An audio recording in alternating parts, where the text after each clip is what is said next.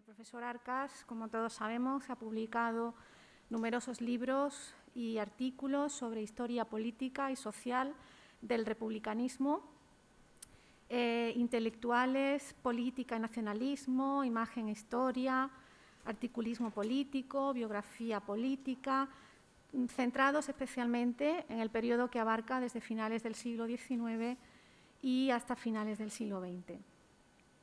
Cuenta con proyectos de investigación sobre la recuperación de la memoria histórica de Andalucía y dirige el Grupo de Historia, Imagen y Memoria de Andalucía. Su último libro es una investigación sobre los recuerdos de la Guerra Civil y el franquismo a través de la historia oral. Se titula Yo estaba allí, una historia oral de la Guerra Civil y el franquismo en la provincia de Málaga, de 2011.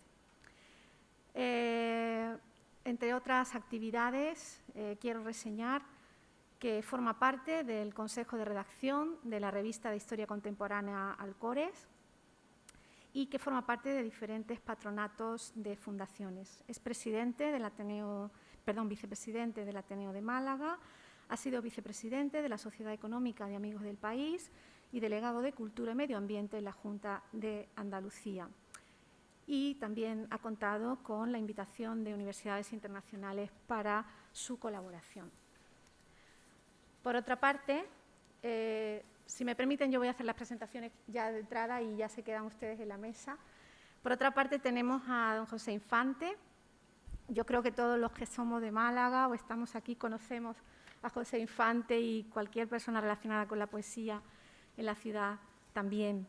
Él, como todos sabemos, ha centrado su actividad fundamentalmente en aspectos de ciencias de la comunicación, en periodismo, con participación en numerosos diarios, tanto locales como nacionales, y durante mucho tiempo formó parte de la plantilla de Televisión Española, trabajando como redactor, reportero, guionista, programas tan ilustres como Informe Semanal, otros tantos donde él ha estado colaborando durante mucho tiempo. Tiene trabajos, por supuesto, también de crítica literaria en revistas como Cuadernos Hispanoamericanos, Litoral, Papeles de Son Hermandad, La Estafeta Literaria, Signos, etc. Y, por supuesto, su labor poética también es reseñable y simplemente pues, mencionando los premios de los que ha sido objeto, como por ejemplo el Adonais del año 71, el Premio Andalucía de la Crítica de Poesía de 2005, el Premio Nacional José Hierro también de ese año, el Premio Ciudad de Córdoba, Ricardo Molina de 2008, etcétera, pues yo creo que acreditan una obra poética muy laxa que también quiero destacar con algunos títulos. Elegía y no, por ejemplo, que corresponde al Adonais. El artificio de la eternidad, lo tenemos en la colección Puerta del Mar. Lo que queda del aire, también de la colección Adonais. La arena rota y otros poemas, en la editorial Devenir. La casa vacía, editorial Tabla Rasa. Daños colaterales, en Hiperión. Elegías y meditaciones, antología, por ejemplo, para mencionar colecciones sobre su obra. Y solo queda una sombra, por ejemplo, la más reciente de 2019, antologías, traducciones, etcétera. Muchísimas gracias por estar aquí y como Rafael no necesita presentación, les doy la palabra. Muchas gracias. A ver, sí, muchas gracias. Belén, muchas gracias a José Lara y a Belén Molina. Y a Pedro Plaza por haber contado conmigo para este congreso. En fin, para mí es un lujo estar aquí con colegas de la facultad, profesores de otras universidades y sobre todo pues compartir mesa con José Infante y con Rafael Ballesteros. A Rafael le agradezco también que haya querido que yo esté aquí para hablar desde otra perspectiva, que es la perspectiva de los historiadores, ¿no? Diferente de los historiadores de la literatura o de la poesía, ¿no?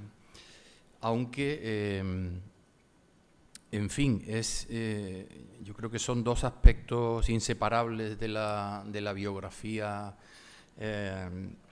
literaria y de la biografía intelectual. Hablar de la biografía política, ¿no?, de Rafael Ballesteros, y es en ese ámbito de la política, de la sociedad, ¿no?, y del mundo intelectual en el que los historiadores podemos aportar quizá alguna clave, ¿no?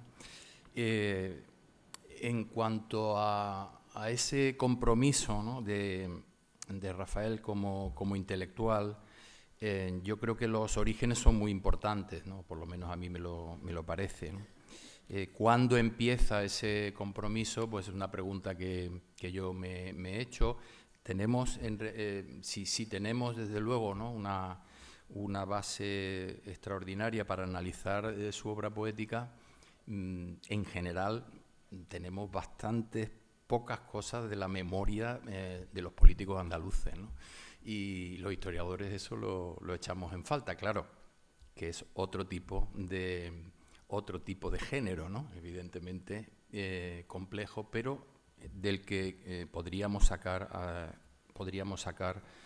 yo creo que las claves para darle sentido a lo que se pide de un historiador, que es generar el contexto, ¿no? Y en ese origen, pues podríamos citar a Albert Camus, ¿no?, cuando dice que lo que distingue a un intelectual es la palabra no, ¿no?, decir no, ¿no? A partir de ahí arrancaría esa función que convierte a un intelectual en alguien que influye en el cambio social y que puede transformar la realidad, ¿no? Y citando a otro historiador indiscutible como Eric Hobsbawm, el británico, también creo que podemos obtener alguna clave, ¿no? Y es cuando dice que el revolucionario se hace o nace porque piensa que lo que desea él de la vida no puede lograrse sin un cambio fundamental de la sociedad, ¿no? Y porque además de eso, tiene esperanza de poder lograrlo, ¿no? Yo creo que en ese contexto podríamos entender, y ahí habría que ya preguntarse por qué y si tiene coherencia en el hecho de que un joven de 20 años, ¿no?, que nace en una ciudad de provincias, que tiene una educación y una familia en la cual hay una inquietud por el aprendizaje, la enseñanza, puesto que hay maestros en ella, que acude a un colegio religioso como los agustinos, y que luego pasa a la Universidad de Granada, ¿no? Ahí podemos preguntarnos, ¿no?, si esa génesis, ¿no?, o si esa inquietud por decir no a la realidad que ha vivido, ¿no?, y en la que se ha formado, ha sido lo que le ha impulsado a tratar de ser un revolucionario, en el sentido de que piensa que la sociedad debe ser de otra manera y por tanto hay que cambiar la que existe, y además piensa y tiene esperanzas de que lo puede lograr, ¿no? Para entender esto, pues sí que habría que decir que la juventud, ¿no?, de los años finales de los años 50, ¿no?, y de la década de los años 60, ¿no?, es un factor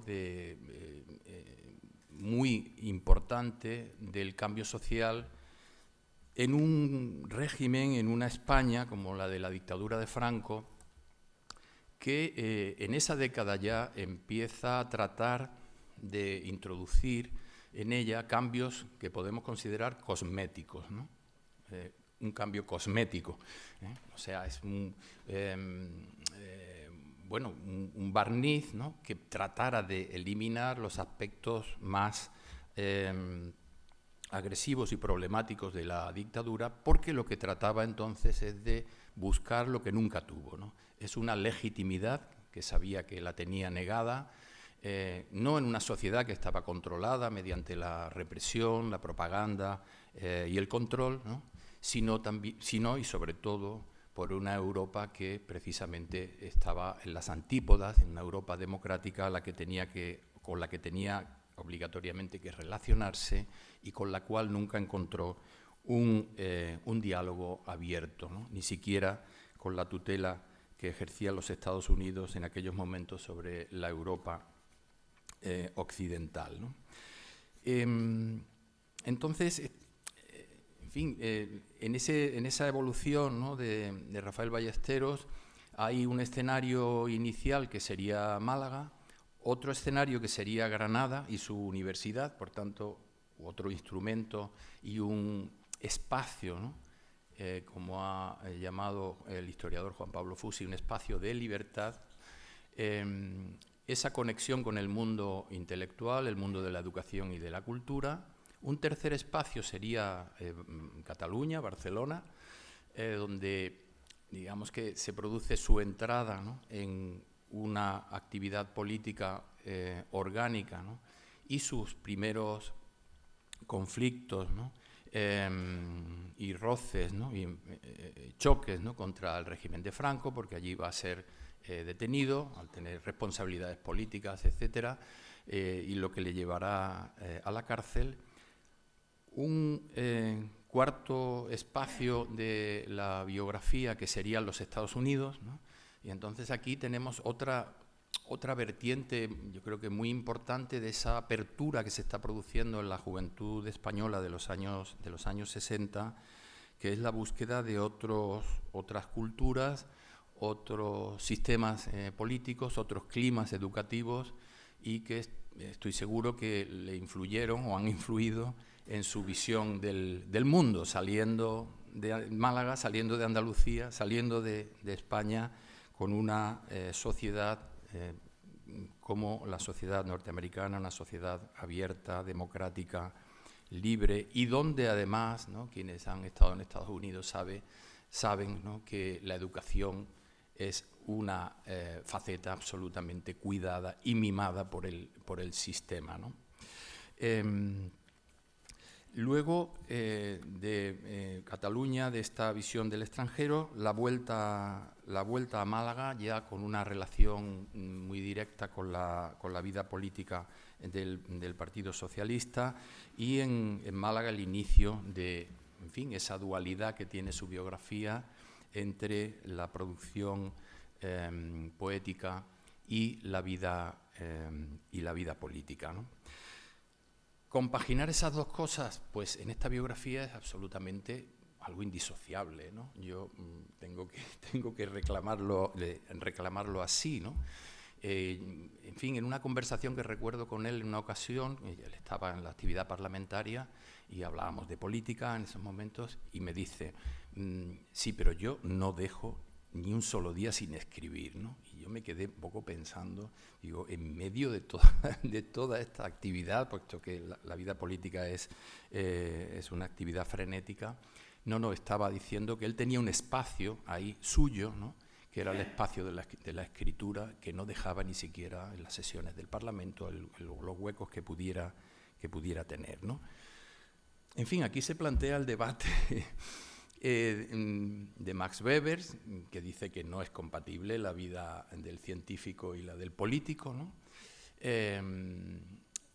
Y sin embargo, pues en otros autores, como Norberto Bobbio, pues se habla de que hay una compatibilidad, ¿no?, entre la política del poder, que él distingue, y la política de la cultura, ¿no? Y sobre todo Gramsci, ¿no?, que establece, pues, los tres tipos de personas que están en la vida ya de los partidos políticos, ¿no? Los dirigentes, que serían lo que él llama políticos en acto, los intelectuales, que se deben a una coherencia con las ideas, ¿no?, y con la ética, ¿no?, y los militantes, ¿no? Yo creo que en ese ámbito es donde habría que contextualizar tanto la biografía de Rafael como la biografía colectiva de los intelectuales en la España de los años 60 y 70, ¿no? Es decir, Aranguren decía que en esos años ser intelectual y de izquierdas era lo mismo, y que no se podía ser intelectual si no se era de izquierdas, ¿no? Esto está vigente hasta los años 80 probablemente, ¿no?, o incluso con posterioridad, ¿no? En fin, no voy a decir lo que hoy supondría hacer un tipo de análisis así, ¿no? No estamos en esa coyuntura, pero el contexto supone mirar al pasado y situarse en él, ¿no? No utilizar o mirar al pasado con la perspectiva del presente, ¿no? En aquellos momentos el compromiso de los intelectuales era un compromiso mayoritariamente con la izquierda. Había un predominio de intelectuales, o se consideraba casi que el ser intelectual era al mismo tiempo ser comunista, no solo marxista, sino comunista, ¿no? Ese era un poco la impronta o el prototipo del intelectual, pero en el mundo del socialismo pues también había un grupo de personas que representaban esta figura del intelectual que estaba viviendo en esos años, yo creo que la etapa de mayor prestigio como figura, como persona que de alguna manera representaba la conciencia pública. La conciencia pública se identificaba con la función, el papel, la figura y la presencia pública de los intelectuales. Sin duda, una época de enorme prestigio y de individualización del intelectual en la sociedad, con una función determinada y con esa capacidad de representar la conciencia pública, ¿no? En esos años 60, pues el franquismo ofrece o sufre, ¿no?, una erosión cada vez mayor, ¿no?, aunque no realmente no pierde o nunca se llegó a tener en el horizonte la posibilidad que estudiantes, intelectuales, obreros e incluso curas pudieran ser o pudieran tener la fuerza suficiente como para echarlo abajo, porque lo sabemos, es un dato de la historia que es así. Pero otra cosa es el hecho de que esa función que cumplieron estos sectores sociales pudo debilitar y erosionar enormemente el franquismo al calor de una transformación social, ¿no?, que se estaba produciendo y que estaba alumbrando una sociedad nueva que sería la que entraría en conflicto con lo que Franco en sus discursos decía y repetía una y otra vez. Todo está atado y bien atado. No, en la base de la sociedad, todos estos sectores y sobre todo el de los intelectuales, a partir sobre todo de 1956, pero también de 1960, estaban trabajando e impulsando el cambio político, ¿no? En fin, creo que es en esas circunstancias donde habría que situar la biografía de Rafael Ballesteros, ¿no?, ya digo, inseparable de su biografía literaria, ¿no? Y a partir de ahí, el contexto de estos años 60 y 70, que es un contexto de lucha, para mí, ¿no?, heroica y de enormes sacrificios, ¿no?, y de sufrimientos, ¿no?, por parte del mundo universitario, donde se expulsaba a los profesores de la universidad por su compromiso, por firmar un manifiesto, ¿no?, lo que Javier Pradera denominó la lucha firmada, ¿no?, porque se trabajaba con listas de personas que por lo menos daban su nombre y su firma y se arriesgaban luego a ser vigilados por la represión del franquismo, ¿no? Ese contexto es diferente del que se abre a partir de los años 80. ¿Por qué? Pues porque en esos momentos el intelectual, que ha sido una fuerza de choque contra la falta de libertades, ¿no?, y con el proyecto de construir una nación, un país democrático y una cultura nueva, a partir de esos momentos pueden construir la cultura de la democracia, ¿no?, lo que los franceses iban a llamar el Estado cultural, ¿no? Y ahí se sitúa otro aspecto que yo creo importantísimo de la biografía de Rafael Ballesteros. Julio Neira la ha mencionado esta mañana, ¿no? Y es pues marcar las líneas culturales desde esos momentos en la provincia a la que él representaba, las tres grandes líneas que yo creo que no han cambiado desde entonces hasta hoy, ¿no?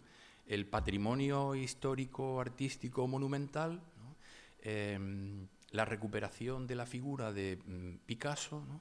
Y la recuperación literaria, memorial, editorial de la generación del 27. Son 3 líneas que yo no he visto hasta ahora cambiar en líneas generales, salvo para ampliarlas, ¿no? Desde los años 80 hasta hoy, ¿no? Y luego, pues, para contextualizar, ¿no?, su salida de la política, pues, bueno, yo creo que en esos momentos creo que es bastante coherente con lo que ocurre con la práctica desaparición de la figura de los intelectuales de la vida pública y política, ¿no? Y su transformación en otra cosa, ¿no? Y yo creo que a partir de ahí eso diríamos que justifica, ¿no?, o confirma su dedicación ahora plena y absolutamente a la creación poética y literaria, ¿no?, a la escritura, a la labor editorial que ha impulsado desde El Toro Celeste, que es su última actividad, ¿no?, en esa línea más de gestión, ¿no?, aunque tiene mucho que ver también con su profesión. ¿Por qué? Pues porque, como dice Santos Juliá, los intelectuales no han desaparecido, sino que se han reorientado hacia una sociedad más abierta, más ecléctica, y en la que se percibe al intelectual o se le valora mucho más en sus campos de especialización, al científico, al investigador, al poeta, al escritor, al artista, etcétera, etcétera. Están o siguen estando en la sociedad, pero ya no a la manera como Rafael Ballesteros, ¿no?, y su generación estaban. A mí me recuerda mucho la función histórica que han cumplido a la de los intelectuales en los años 30, ¿no?, porque este país, ¿no?, con esa capacidad que tiene para volver atrás, ¿no?, de manera dramática, ¿no?, y tener luego que recomenzar, pues los grandes proyectos de los intelectuales de los años 30, construir la nación, construir la democracia y recuperar y construir la cultura, es prácticamente, si se fijan ustedes, la tarea a la que fueron llamados quienes estaban en esa línea de intelectuales comprometidos con la vida política, nada menos que en la recuperación de la democracia en España. Eso es lo que se me ocurre decirles a ustedes sobre el contexto histórico de una biografía como la de Rafael Ballesteros, que es la biografía de una generación, aunque a él no le guste esa palabra, quizá para el mundo poético, sí que para el mundo de la historia España ha tenido una generación, ¿no?, en un momento histórico de extraordinaria validez, ¿no?, y en un éxito histórico, aunque ahora se critique y se revise, porque yo no encuentro en la historia contemporánea española, desde las Cortes de Cádiz hasta hoy, un esfuerzo que haya dado un resultado tan positivo, tan estable para el sistema democrático, el sistema de las libertades y el sistema de la cultura. Muchas gracias. Ya.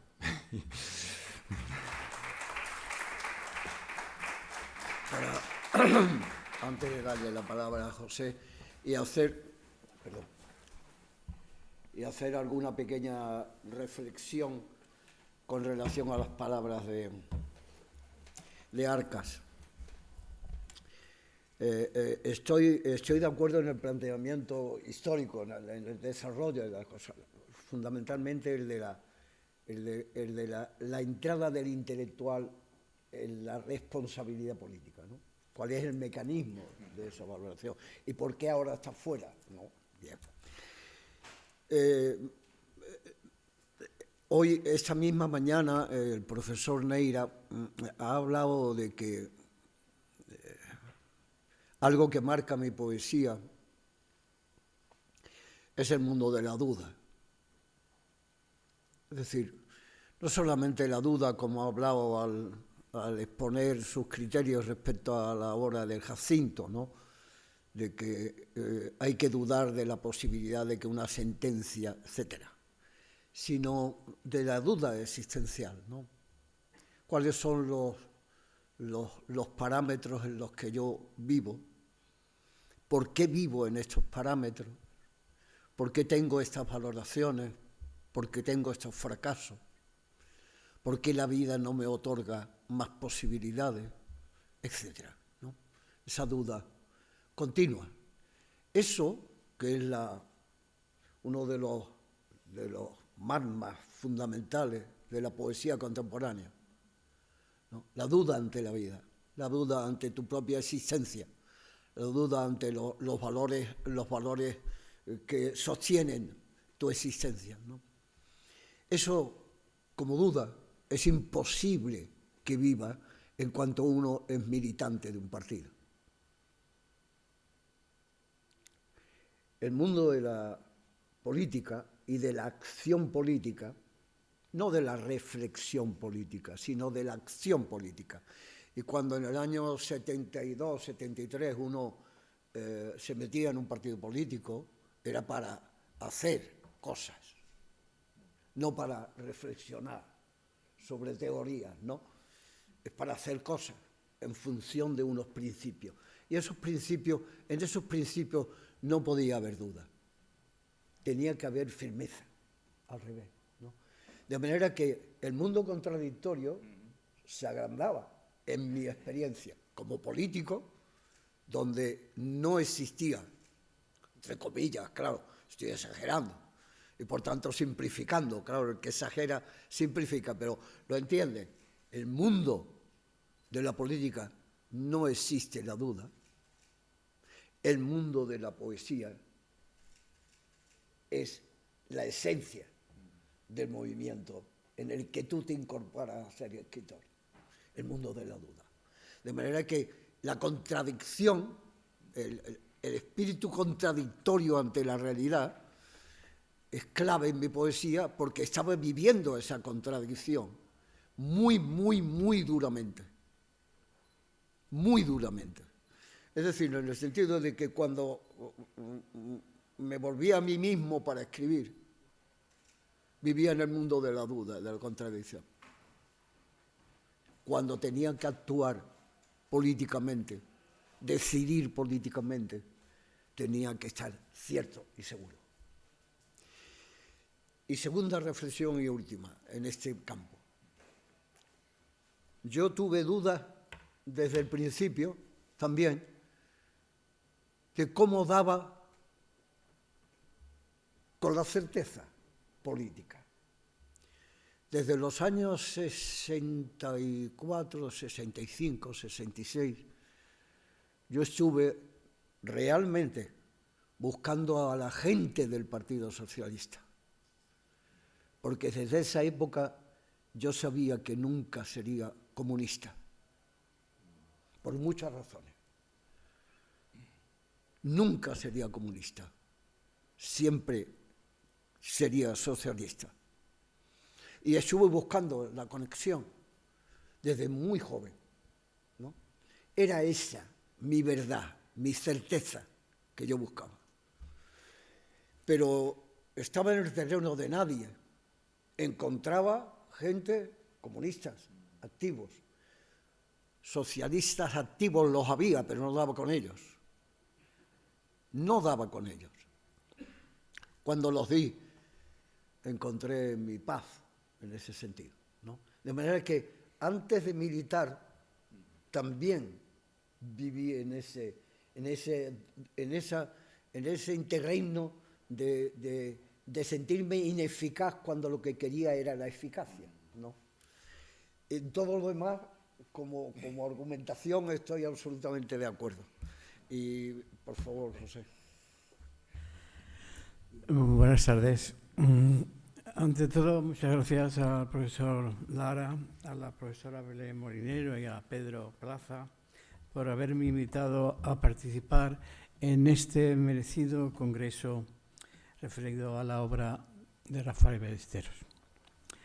Y bueno, justificar un poco mi presencia aquí ante sesudos críticos y profesores, y quiero que se atengan a la opinión o a la reflexión de un atento lector de poesía de los últimos 60 años. Y para ello quiero empezar pidiéndoles que hagan un viaje conmigo al año 69. Y contemplemos estos dos números de la revista Litoral. La revista Litoral, en su cuarta época, que funda José María Amado en el año 68, no tiene especial dedicación a la juventud hasta el número 7, pero en el número 7 aparecen poemas de Guillermo Carnero, de Pérez Gimferrer, entonces Pedro Gimferrer, de Francisco Javier Carrillo Montesinos, y un poema mío, Caos, que es de aquel libro que entonces preparaba Poemas del Caos. Se unen aquí a poemas de Bergamín, de Miguel Hernández, y en el número 10 vuelve a ocurrir lo mismo, pero se incorpora la voz de Rafael Ballesteros con 2 poemas de las contracifras. Es un número que preparé yo con la ayuda de Eugenio Chicano, de Ángel Cafarena, y en el que están, aparte de los dibujos comprometidos de Genovés y de Chicano y de Manolo Morales, hay otro poema mío que se llama Los Esclavos, y vuelve a haber poemas de Pérez Gimferrer, de Vélez Nieto, y hasta un poema de Jiménez Arnau, un personaje que luego ha tenido una evolución, digamos, disparatada, pero sí aparece aquí como un joven poeta. Yo alguna vez he escrito que las jóvenes que empezamos a escribir en aquella época, y esta mezcla que aparece en Litoral dice mucho de ello, vivíamos una dicotomía entre la poesía que entonces nos llegaba en los libros. A mí me llegó mucho los 4 poetas españoles de Taurus, Celaya, Blas de Otero, José Luis Hidalgo y Pepe Hierro, pero por otra parte era una parte de la poesía, digamos, realista, que entonces se hacía, imperaba, digamos, en España. Pero por otra parte sentíamos la necesidad de romper con ese lenguaje, y eso se ve en estos poemas tanto de Pérez Gimferrer como Guillermo Carnero, y con los míos propios, donde hay una búsqueda de otro lenguaje no tan realista. Quiero decir que el contexto histórico en el que se mueve la poesía, aunque ya el profesor Neira nos ha dicho que es un poeta que no ha estado contemplado en el canon poético español del siglo XX, es en el contexto literario del que yo voy a desarrollar mis palabras, en el que se mueve la poesía de Rafael Ballesteros. Porque, bueno, aunque nos separan cada vez menos años, pero entonces eran una diferencia de unos cuantos años, sí podemos decir que vivíamos las mismas inquietudes literarias en aquellos años. A partir de 1932, con el éxito de la antología de Gerardo Diego, en España hay una auténtica monomanía de hacer antologías, y se han hecho muchísimas antologías, pero se estudia la poesía española a través de revistas y de antologías, de grupos poéticos formados a lo mejor aleatoriamente, o de revistas que hacen amigos, y naturalmente no se tiene el rigor de unas determinadas tendencias.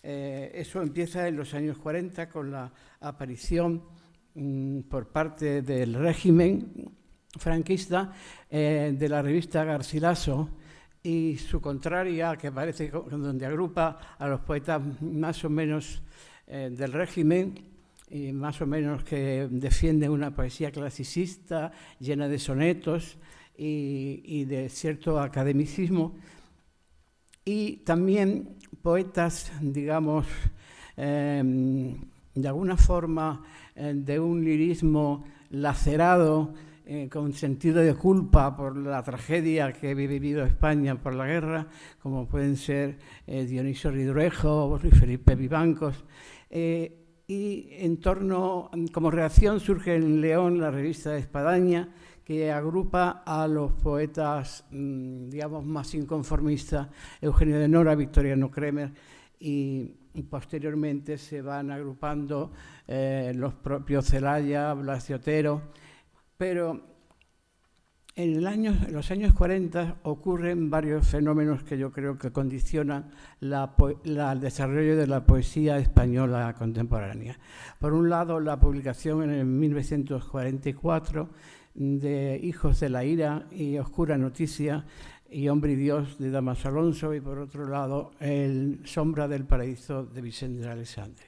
De alguna forma se crean como dos escuelas, dos tendencias muy claras. Hijos de la Ira se convierte, digamos, en el patrono de la poesía más comprometida y más de protesta, más radical, y Sombra del Paraíso, Vicente Alexandre, se convierte en el patrón de una poesía distinta, de más imaginación y de más cuidado lenguaje. Por otra parte, el año 44 se funda la colección Adonais, con los poemas del Toro de Rafael Morales, que dan un tono de un existencialismo humanista muy importante, que también tendrá sus seguidores.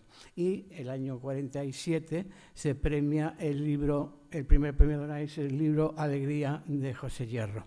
Y ahí se empiezan a conformar diversas tendencias de la poesía española, que pronto se crea una dialéctica que yo creo que ha llenado todo el medio siglo de poesía española, entre si la poesía es comunicación o conocimiento. El patrono de tener la poesía como comunicación es el propio Vicente Alexandre, cuando publica, creo que en 1950, En un vasto dominio. Y es Carlos Bausoño el que le teoriza de alguna forma lo que quiere decir Vicente Alexandre como la poesía comunicación. En cambio, poco después, en la revista El Ciervo, José Ángel Valente reclama la poesía como método de conocimiento. Y eso se desarrolla, y es una de las características de lo que más tarde Juan García Hortelano llegó a configurar como el grupo poético del 50, donde ya hay una cierta superación de los presupuestos anteriores, donde hay una generación que tiene más compromiso político, pero sin descuidar el lenguaje ni la imaginación, y un cierto intimismo. En estos momentos la poesía está centralizada en Madrid y Barcelona. Parece que Andalucía no existe, que los poetas andaluces no existen. Por eso Rafael Alberti llegaría a decir que cantan los poetas andaluces de ahora. Pero pasado el tiempo se ve que lo que está canónicamente establecido como escuelas, tendencias de los años 40, no es exactamente lo que los profesores han marcado como tales tendencias, sino que existe el postrismo, con Carlos Edmundo de Ory, los Chicharros, la propia Aurora Fuertes, y existe cántico en Córdoba, aunque no hay que esperar hasta los años 70 para que se redescubra la estética de los poetas de cántico, pero existen los poetas de la Caña Gris en Valencia y Proel en Santander, o sea que el canon se va haciendo por críticos interesados, por profesores que quieren encerrar a los poetas siempre en grupos y tendencias. Y en este aspecto toma la delantera Barcelona con la colección Collioure que publica Barral, donde se agrupan todos los poetas del grupo del 50, que son, como todos sabéis,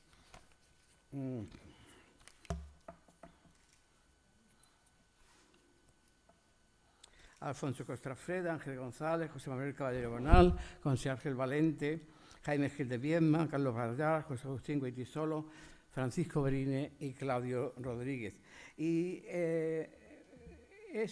Barral mismo es el que publica en esta colección Collioure los poetas que van configurando ese grupo poético del 50. Esa actividad la hereda después la revista, en la colección El Bardo de José Batlló, donde el propio Rafael publica esa mano que largo, que luego está recogido en 12 poetas españoles. Y hasta llegar al año 52, donde Francisco Ribes hace una antología con un presupuesto, unos presupuestos muy originales, que es una antología consultada de la poesía española.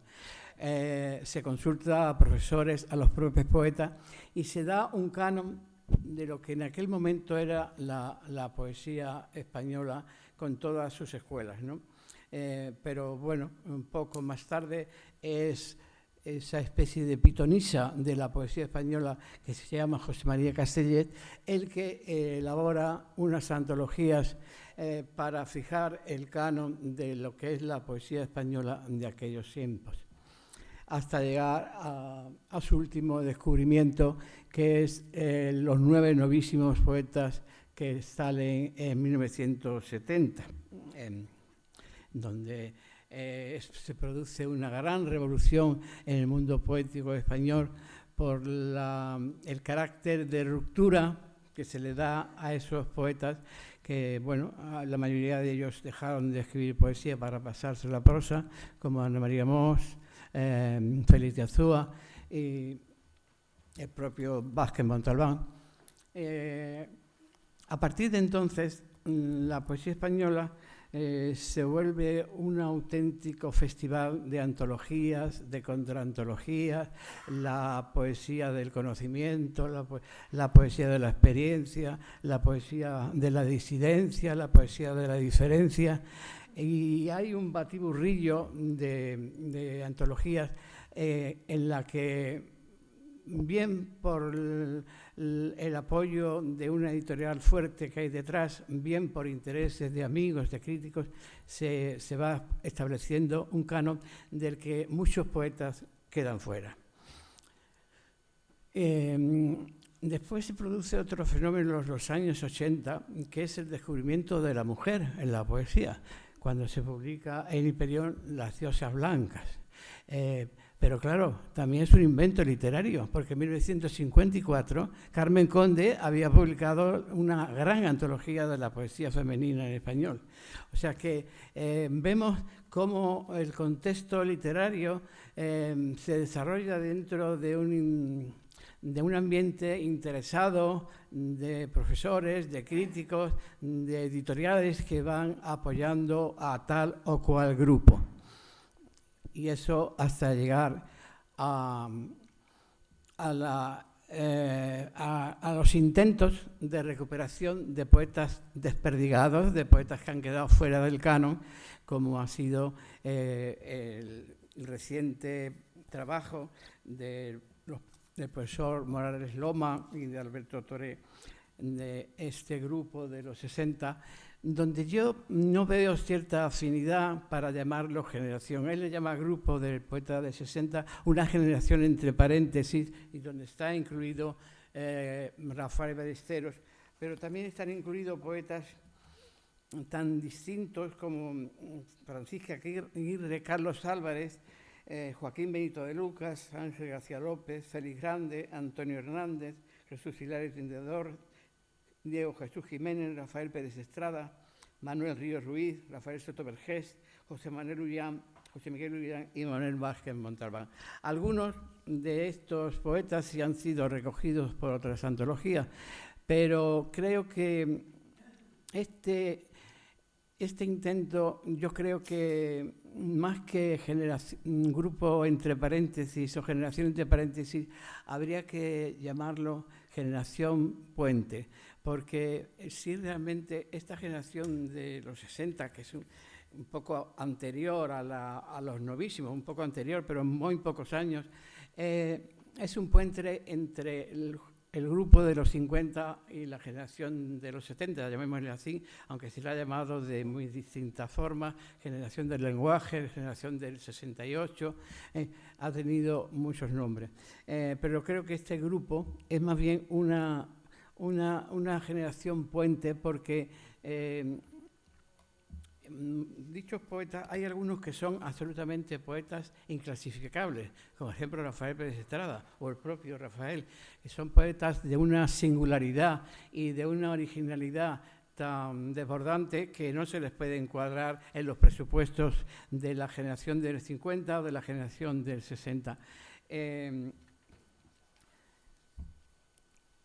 Hay otros poetas que han quedado fuera del canon.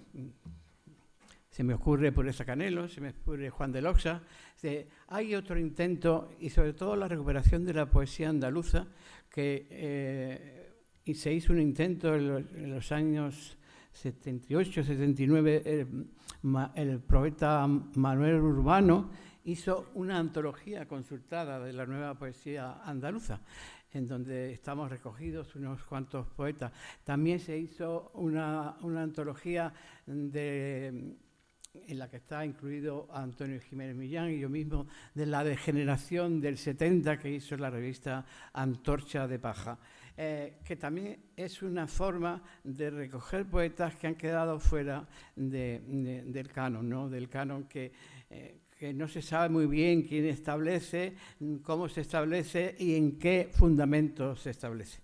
Pero lo cierto es que ese ha sido el contexto literario en el que se ha desarrollado la poesía de Rafael Ballesteros dentro de unos presupuestos generales que puede compartir con otros poetas, como en esta llamada antología entre paréntesis, generación entre paréntesis, pero que, por ejemplo, la obra de Gloria Fuertes también es inclasificable.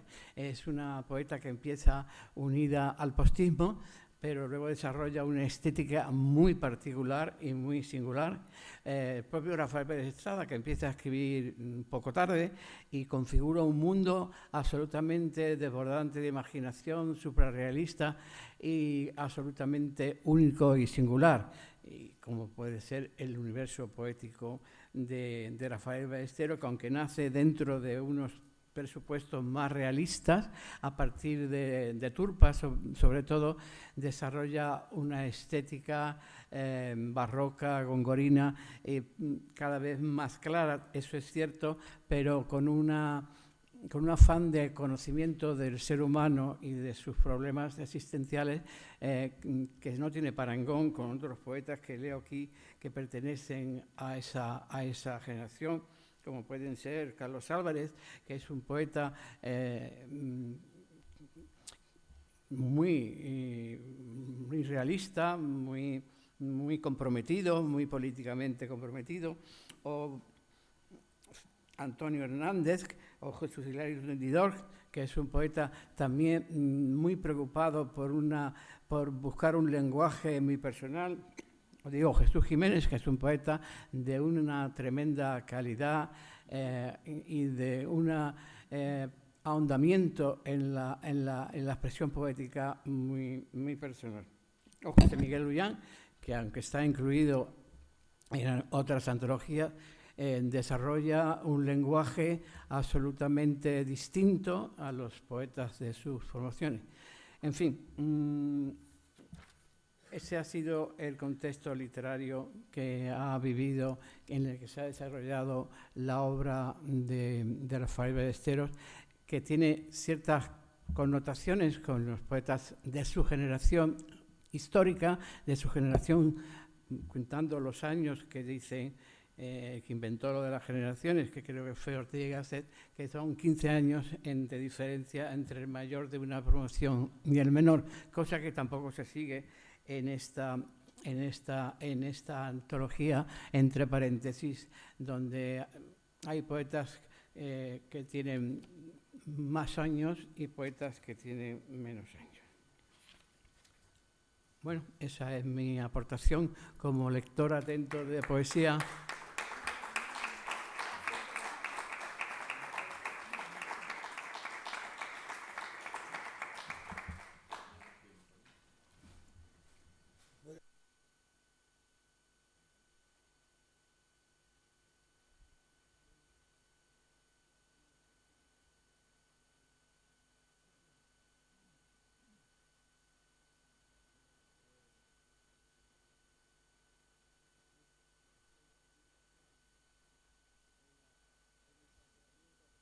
ha hecho José respecto a la poesía, ¿no? A los momentos que van fundamentalmente entre la generación del 50, es decir, la generación de los Goytisolo y la generación de Viedma y de Barral, hasta los de los años 70. En ese momento, en ese espacio de tiempo, que son 20 años en poesía, que son muchos años, ¿no? Hay una gran confusión, pero también una gran apertura a diferentes posibilidades. Él ha señalado la distancia, la distancia que quería mantener, por ejemplo, los poetas del conocimiento respecto a lo de la comunicación, pero que existía en ese momento también incluso la poética del silencio, ¿verdad? Que es difícil de creer, pero había poetas que defendían el silencio, ¿no? Que tenía naturalmente más valores que la propia elocución del silencio, ¿no? Pero yo creo que José y yo tenemos bastantes cosas en común, que es dos cosas que a lo mejor, naturalmente, seguro, que no hemos conseguido del todo, pero que nos une y que nos hace escribir de una manera determinada. Una es el deseo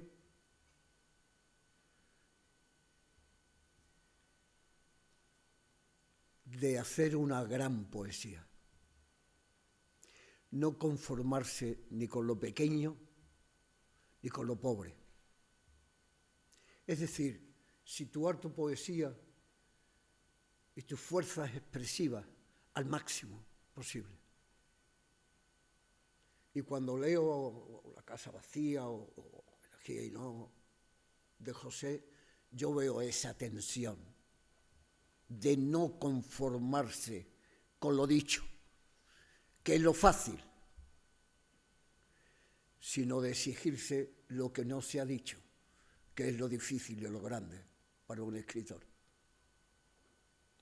Es decir, producir un lenguaje que nombre la realidad de otra manera,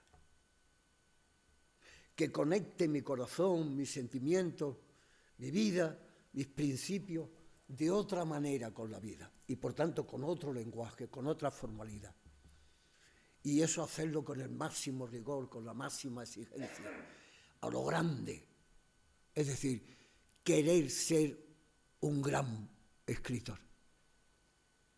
Luego nos quedamos en lo poco, pero queremos lo grande. Y eso es definitivo para mí cuando leo un escritor. Se queda en lo pequeño, en lo repetitivo, en lo pobre, o busca lo grande, busca lo verdaderamente creador, lo no dicho, lo dicho por él exclusivamente. Claro que hay mucho pedir, pero eso es la grandeza de lo que se busca. Naturalmente se consigue un tanto por ciento. Y luego hay otra cosa que está en la poesía de José, y quizá esté en la mía también. Es que admiramos a los poetas que creemos que son buenos, muy sinceramente, muy de verdad. Si creemos que Diego Jesús Jiménez es un buen poeta, siempre lo diremos. Si creemos que los que están alrededor, algunos de los que están alrededor de tal mecanismo poético, de tal otro mecanismo poético, están en la manipulación de unos criterios que no son los de la grandeza y la creación, lo decimos también. No tenemos que ocultar eso. Y además sería un pobre favor a la gente que nos lee, que nos sigue con cariño, ¿no? Y que está leyendo la poesía española actual con con la virginidad del comienzo. No podemos tergiversar eso. No podemos traicionarnos, no podemos manipularnos, no podemos decir esto es suficiente para hacer poesía. No podemos aceptar ese mecanismo. Y él tiene un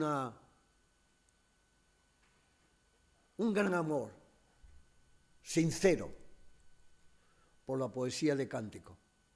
Yo tengo un amor sincero por la poesía postista, porque me pareció que en ese momento, sin embargo, yo estoy más atenazado, ¿verdad?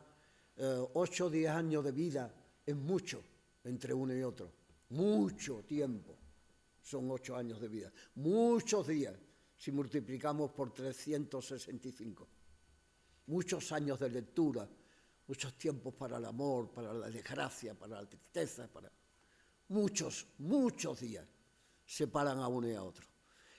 Yo necesitaba un poquito más de certeza para empezar, tener un poquito los pies más en el suelo, y él podía sentirse, me atrevo a decir, más libre, más espontáneo, menos apegado y hermano de tendencias que valoraba positivamente como eran los poetas de Cántico y que sigue valorando y defendiendo a ultranza. A mí me parece extraordinariamente bien. De manera que si yo quiero hacer un comentario o debo hacer un comentario que debe terminar pronto por el tiempo para que ustedes nos puedan preguntar, y algo es: el buen poeta siempre quiere ser un gran poeta. Siempre. Y no es, ustedes lo comprenden, ¿verdad? No es por salir en el periódico, lo entienden, ¿verdad? O en las antologías. Es algo mucho más serio que todo eso, mucho más profundo que todo eso. Creer que la literatura es una base fundamental para la vida, que el arte es fundamental para la vida y que uno se siente fundamentado cuando está escribiendo y vivo, las dos cosas. Y uno quiere ser grande, aunque sienta la distancia de lo que quiere ser, como muy alto, ¿verdad? Pero esa es la tendencia, ese es el esfuerzo. Segundo, no hay grupos, ni hay generaciones, hay poetas. Hay poetas importantes, buenos y todos absolutamente dignos. Todos absolutamente dignos. Unos mejores que otros, evidentemente. ¿Quién no sabe eso y puede aceptar eso? ¿Según qué valores? Eso es la cuestión de los críticos y de los estudiosos, que saben cuáles son sus reales responsabilidades cuando se enfrenta a voy a ordenar a los poetas de 50 años de historia de la literatura española, de la poesía española, de los años de la posguerra hasta el principio del siglo XXI. Esos 50 años, ¿cómo los valoro yo? ¿Qué ordeno ahí? ¿Qué pongo en pie? ¿Y qué valoro menos? Esa es la labor del crítico, ¿no? Pero no del poeta. El poeta se tiene que sentir, si me permiten, fuera de grupo y deseando ser grande. Es importante. Y tercero, y termino con la idea, que las influencias te sirvan para crecer y no para empobrecerte, para ponerte un corsé, para sentirte imitador de, empobrecedor de todo lo que puedes hacer, sino que respires amplio, que tengas la voluntad de comerte el mundo Sabes perfectamente que no sabes idiomas y por tanto miles de autores que no conocerás nunca. Aunque leas las traducciones, sabes perfectamente que no estás leyendo de verdad a Dante. Y mira que tiene magníficos traductores, a Petrarca. Sabes siempre que te queda algo que no llegas a él. No te digo la literatura alemana, la literatura inglesa, te quedas en la literatura española y en lo poco que has podido leer. En ese mundo tiene que vivir tu poesía, que quiere ser la más grande. Todo eso es la contradicción, ¿no?, de la que hablaba al principio al hablar de la poesía y de la que hablaba el profesor Neira, ¿no? Vivimos en una contradicción. Somos pobres, hemos leído muy poco, conocemos muy poco de la poesía mundial y sin embargo queremos ser muy grandes. De manera que yo me he encontrado en este momento entre dos personas a las que muy sinceramente admiro. Uno por el rigor con el que se acerca a la historia que yo he vivido muy, muy de cerca y de lo que me siento extraordinariamente orgulloso, y de una poesía que admiro, que leo siempre con interés, que me creo cuando lo leo y que nos ha iluminado a todos con esa valoración de la poesía española contemporánea. Muchas gracias.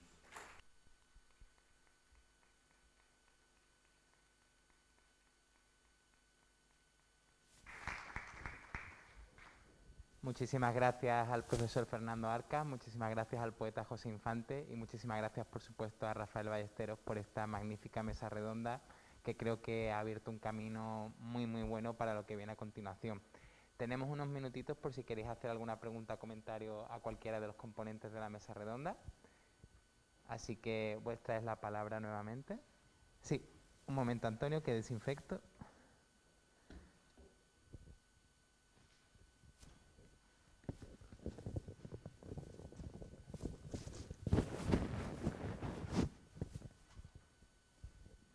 Bueno, me ha parecido muy rica, interesantísima la mesa redonda en las tres intervenciones.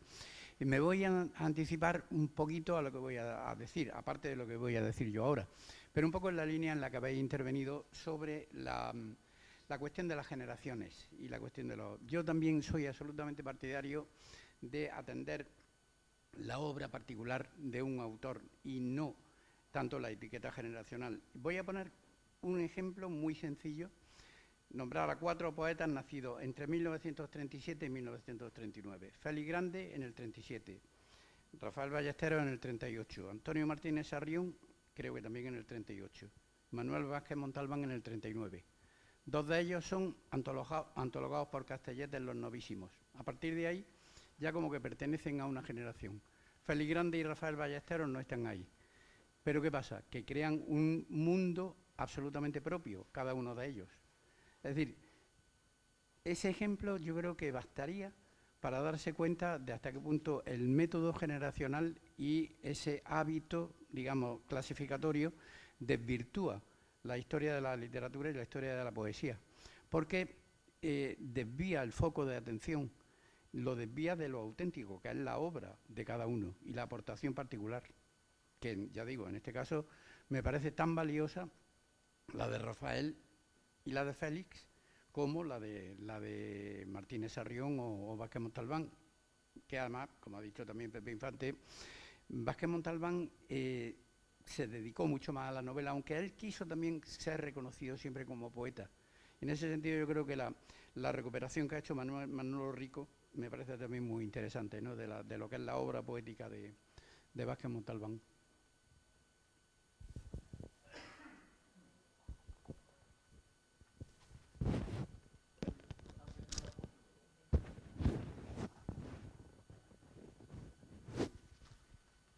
Sí, lo pasamos para allá y también pasamos el portátil para que puedan escucharnos los de casa. Aprovecho mientras tanto para transmitir que en el chat el profesor Morales Loma da las gracias por la mención de la antología y que están muy contentos los participantes por los comentarios de Rafael. Bien, yo quería manifestar que estoy completamente de acuerdo con Rafael y con Antonio Jiménez Millán. Pues yo creo que el concepto de generación es lo más pernicioso que hemos tenido para la historia literaria contemporánea, lo más pernicioso. Porque es un concepto además que se refiere a la historia y a la biología. Generaciones, que su propio nombre indica generación biológica, ¿no? Y entonces eso aplicado a la literatura es un auténtico desastre. No funciona para ninguna, ni el 98, ni el 14, ni el 27, ni ya las varias generaciones de posguerra y las de millennials, etcétera, etcétera. Eso en poesía y en novela. Bueno, en novela hace mucho que han abandonado esa historia. Es muy pernicioso. Pero yo quería introducir otro concepto que existe, y no sé si es pernicioso o no, o pernicioso pese a ser indispensable, que es el tema del campo literario.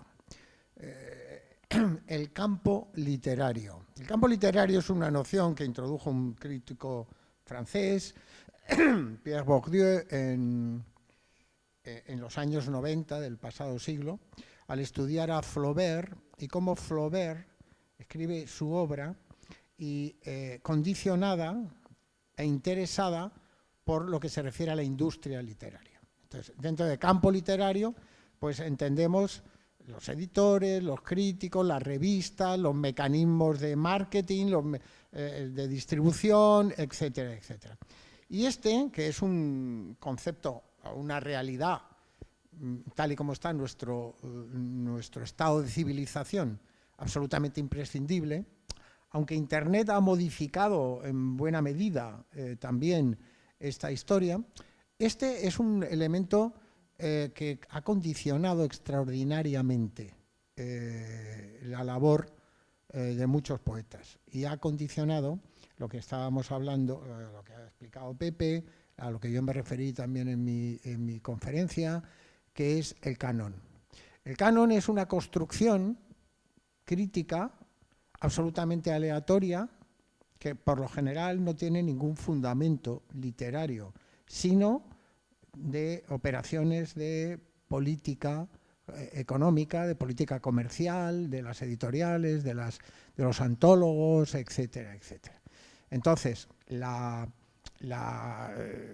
establecimiento de una nómina de 9 escritores españoles, 9 novísimos, que es una copia de una antología italiana, el concepto de 9 novísimos. Entonces eso se traslada a España por Castellet. Es una edición del año 70. Bien, pero ahí ya queda fuera Pepe Infante, que publica su primer libro en el 71, creo. ¿Me entendéis? Es decir, entonces ya Pepe Infante es de otra generación cuando su primera obra es de un año después de la antología, ¿no? Entonces, el poder canonizador que tienen las antologías es tremendamente pernicioso para el estudio real de la poesía, que debe fundamentarse, como ha dicho Antonio Jiménez Millán, en la obra de los poetas. Estudiar a cada poeta en sí mismo es absolutamente indispensable.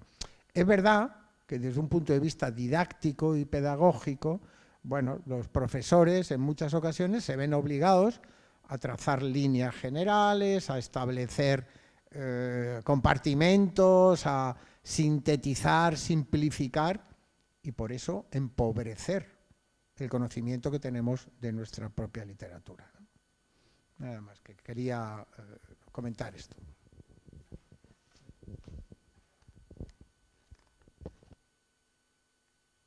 ¿Tenéis alguna pregunta más? Mientras limpio. Perdón.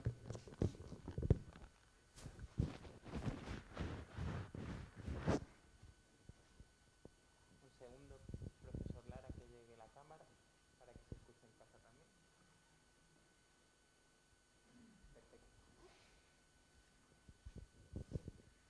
Ya es posible, es posible.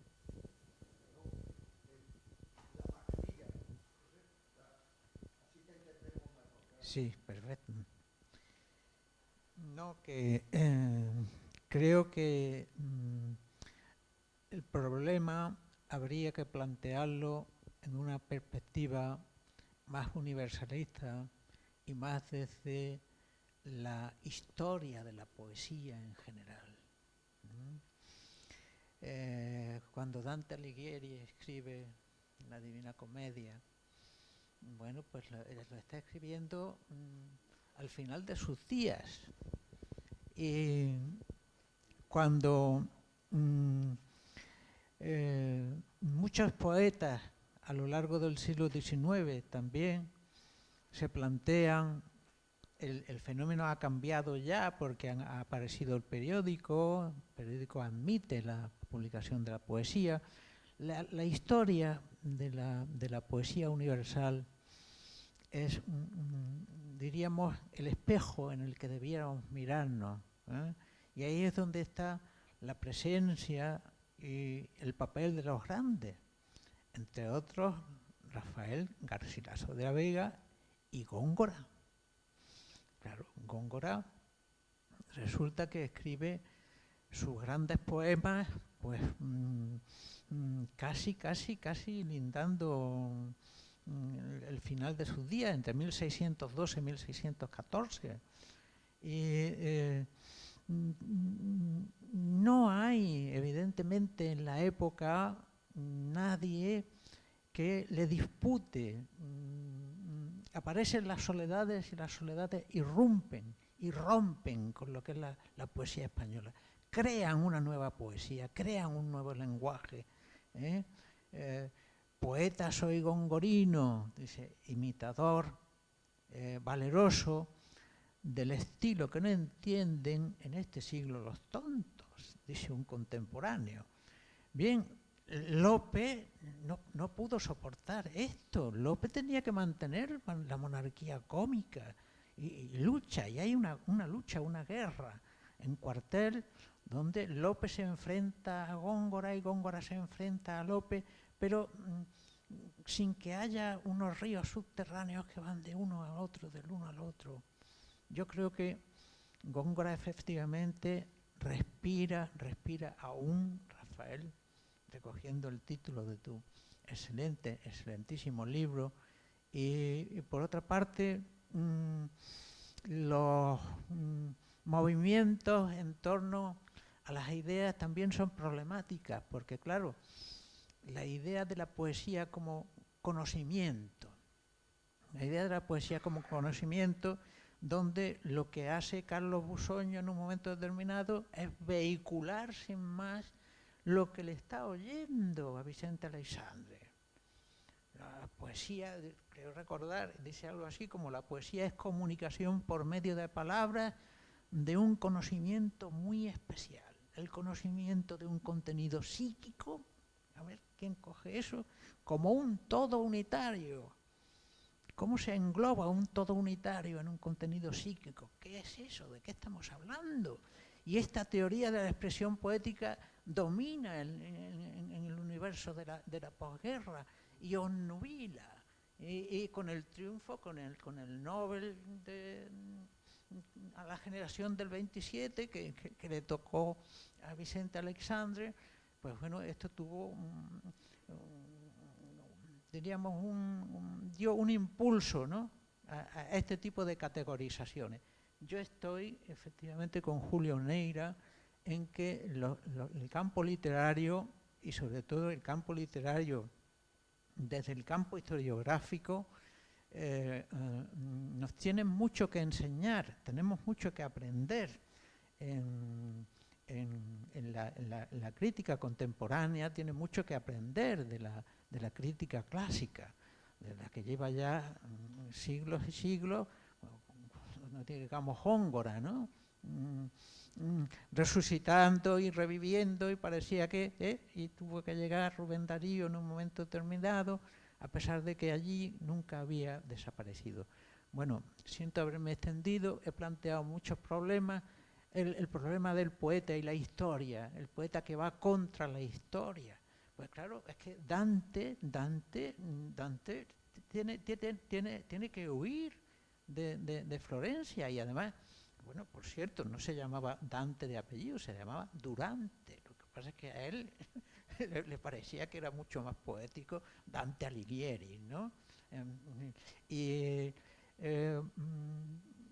Quizás el funcionamiento de los campos en grandes espacios y de lo que nos enseñan los clásicos desde su magna lesión insustituible nos debe ayudar a entendernos a nosotros mismos, a no confundirnos nosotros mismos. Es una intervención, no sé si pertinente o no.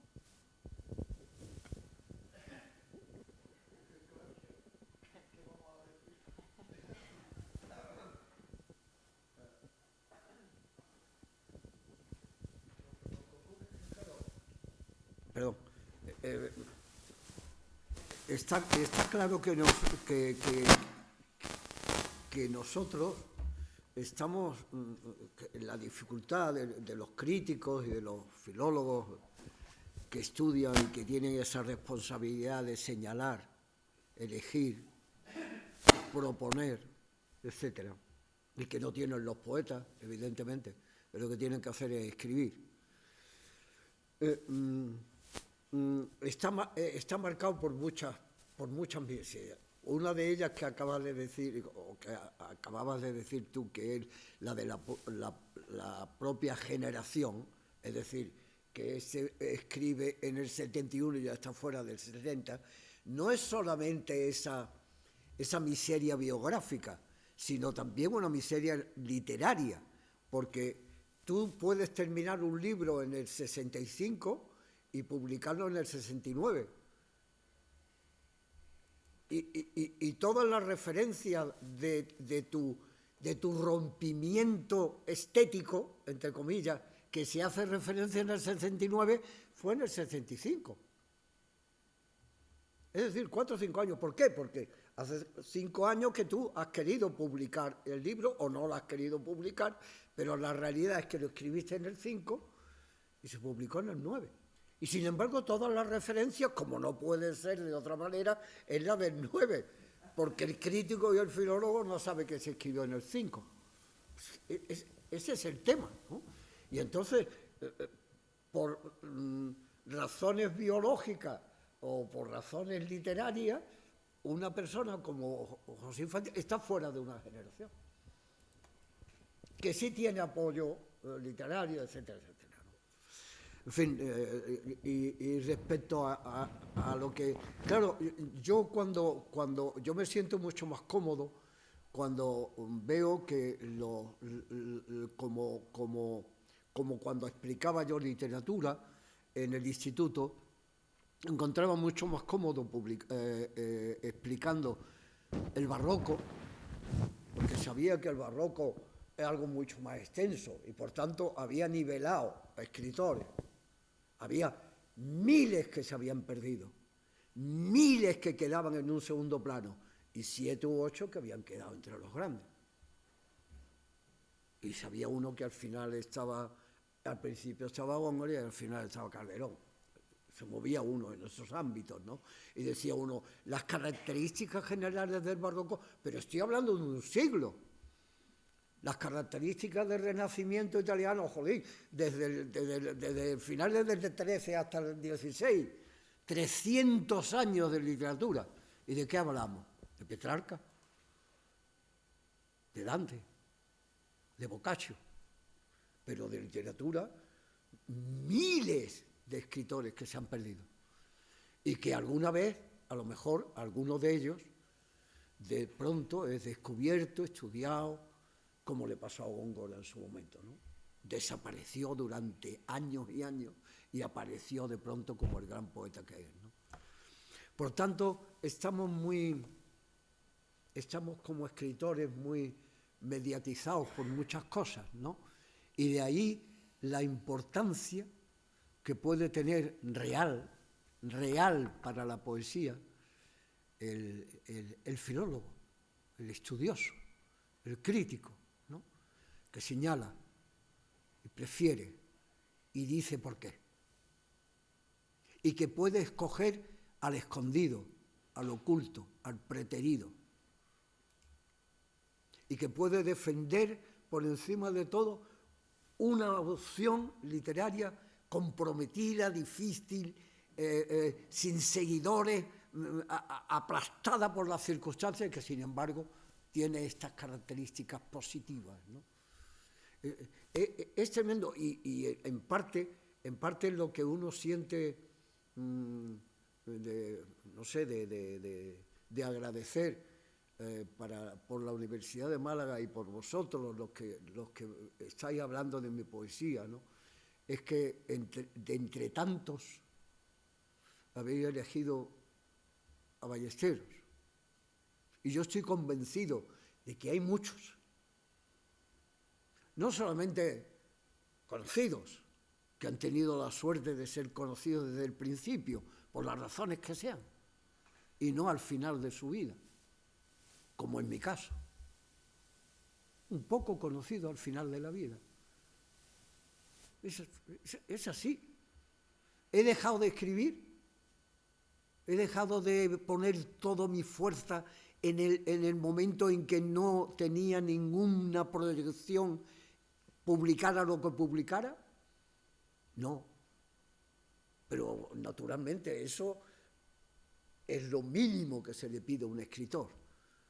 La certeza de que está en la exigencia de vida para escritor. Si no tiene eso, ¿qué es lo que puede tener, ¿no? Para defender su escritura, ¿no? De manera que es estupendo que se organicen cosas de este tipo en la que los filólogos, los críticos, se reúnan a estudiar una obra. Como es primer congreso, habrá muchos y habrá muchas posibilidades. Y eso me alegra mucho, ¿no? Y que sepan las personas que todavía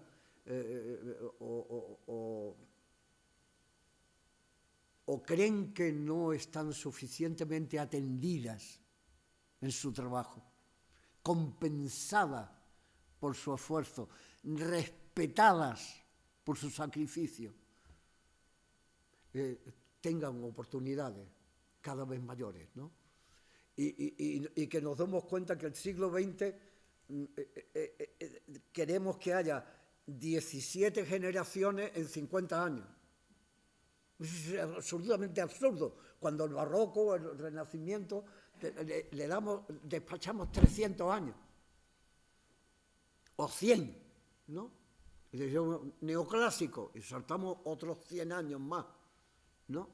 Romanticismo, bueno, pues entre una cosa y otra, primero y segundo romanticismo también casi nos comemos 80 o 90 años, también, ¿no?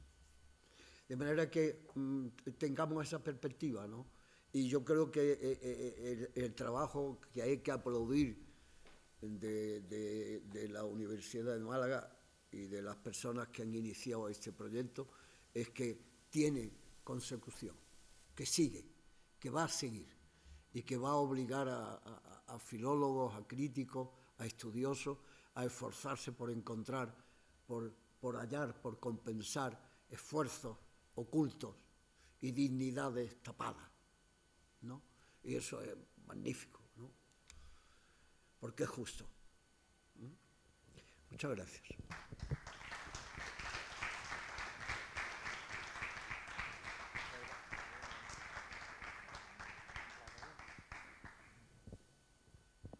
Damos la última pregunta ya porque nos estamos comiendo tiempo del profesor Jiménez Millán y ya cerramos, perdón, Antonio. Muchas gracias. Bueno, en primer lugar, soy Aurora Gámez, delegada de ACE en Málaga y presidenta del Grupo de Autoras por la Literatura y las Artes. Desde la más absoluta, humildad y con mis 5 sentidos puestos en aprender siempre, tengo que felicitar a esta mesa maravillosa y agradecer. Me ha encantado, bueno, también decir que es el primer Congreso Internacional de Poesía Española Contemporánea, que aquí tanto se está hablando de tradición, de modernidad y de contexto de la obra del maestro, de Rafael Ballesteros, y que los ponentes que aquí estáis, Fernando, ha sido maravilloso, porque es que no hay autor, vamos, ya lo decía Albert Camus, y también que estamos en nuestro contexto histórico, no nos podemos escapar y no nos podemos tampoco evadir. Entonces, el contexto histórico de Rafael Ballesteros no puede una evitar sentirse parte, porque también has vivido una transición política. Yo personalmente desde Barcelona, como estudiante, en Barcelona esa transición, también eso de integrar la acción política con la acción poética, me he sentido muy identificada también, y realmente una va buscando con modelos en los que fijar como la trayectoria que tú tienes y con modelos que quieres, porque es que la verdad es cómo integras lo político con lo poético. Qué bonito lo que se ha pensado, desgranado y digamos, trabajado aquí, ¿no? Y luego José Infante, este otro contexto social y poético. Es que es maravilloso lo que habéis hecho. Esta pasada, también esta síntesis por el canon literario, que lo ha ido marcando, cómo realmente se han quedado excluidos tantos poetas que están fuera del canon, que por motivos quizás políticos o poéticos se han excluido, y también me he sentido identificada precisamente como autora, porque cuántas autoras han sido no tenidas en cuenta. Como dice José Infante, sí que las había, y te agradezco que hayas pronunciado a Canela y también a Paca Aguirre, que quizás son, creo que en algunas de las antologías pues quizás hay 2, 3 mujeres. También has nombrado a Gloria Fuertes. Siempre una va buscando identificación, magisterio, y en ese sentido pues que realmente enhorabuena y gracias por esta exposición. Estoy encantada de esta primera parte, esta gran parte de este primer congreso, y creo que sea el primero de muchos otros. Gracias. Gracias, Aurora. Ahora sí, despedimos a esta magnífica mesa y damos paso al profesor Jiménez Millán. Gracias.